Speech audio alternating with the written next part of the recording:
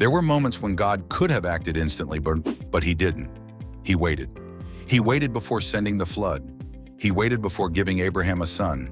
He even waited before raising his friend from the dead. And in every single delay, something divine was unfolding.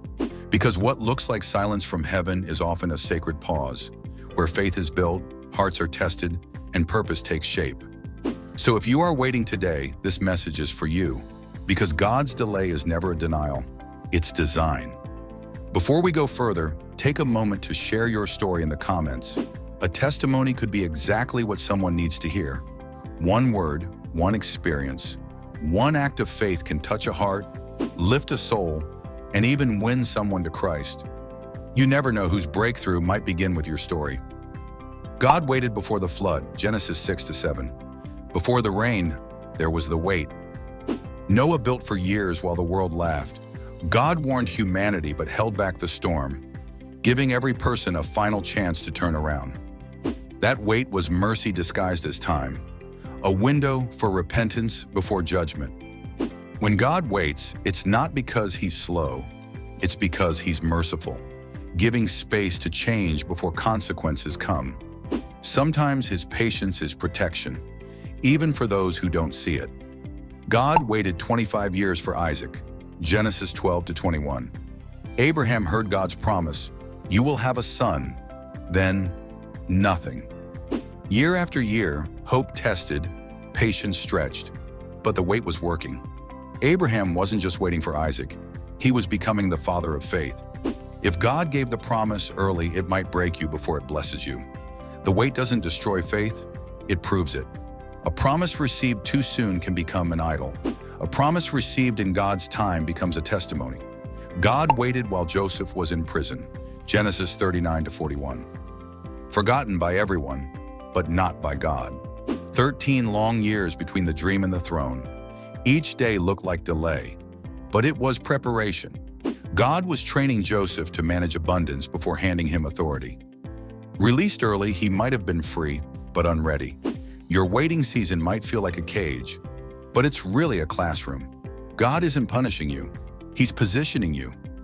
God waited with Hannah's tears, 1 Samuel 1. Year after year, Hannah prayed for a child. Her womb was closed, her heart was breaking, and still, heaven stayed silent. But one day her prayer reached the breaking point of surrender. And out of that ache came Samuel, the prophet who would anoint kings. The wait wasn't wasted, it was womb preparation. If you have prayed for years and felt forgotten, God sees you. He's shaping something deeper than the answer. He's shaping you. God waited before raising Lazarus, John 11. When Jesus heard his friend was sick, he could have gone immediately, but he didn't. He stayed 2 more days. By the time he arrived, Lazarus was gone. Everyone said, if you had been here, this wouldn't have happened. But Jesus wasn't late. He was intentional. He allowed death to do its worst, so resurrection could do its best. Sometimes God lets it die, so there's no doubt who brings it back. God waited in the wilderness, Numbers 14.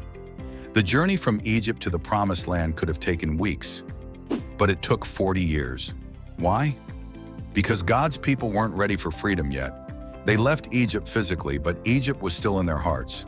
Delays are detoxes. Before God changes your position, he changes your perspective.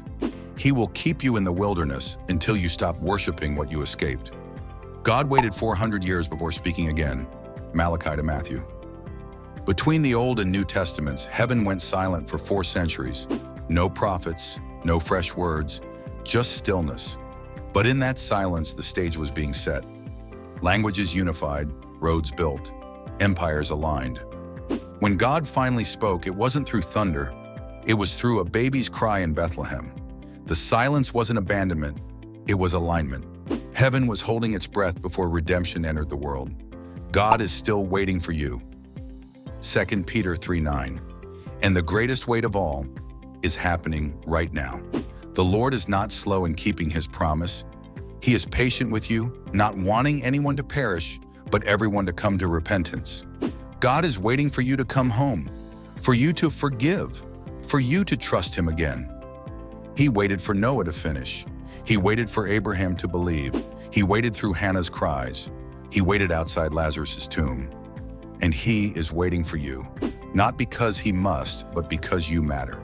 Bonus facts. Fact 1. 7 days of grace. God waited an extra week after Noah entered the ark before the flood began. Genesis 7:10. Fact 2. Anointed but waiting. David was chosen as king years before the throne. Delay refined his leadership. Fact 3. Jesus honored timing. He waited 30 years before beginning his ministry. Fact 4. Creation waits. Romans 8:19. All creation waits in eager expectation for the children of God to be revealed. When God waits, he's not being slow. He's being strategic. Every pause has a purpose. Every silence hides a setup. Every delay is a design for something bigger than you imagined. Don't lose faith in the waiting. Faith isn't proven when God moves fast. It's proven when he seems to move slowly. What feels like a delay today will make sense in eternity. And maybe this is the moment God was waiting for you to believe again. Please subscribe to this channel, Book of Life Lessons, for more timeless truths from the greatest book ever written. And please share a testimony.